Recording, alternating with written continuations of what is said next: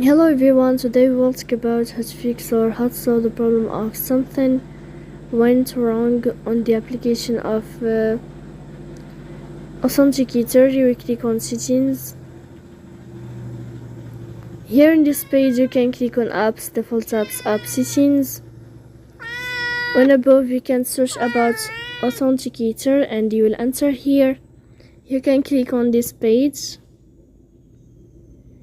Then you can click on first stop and you can click OK.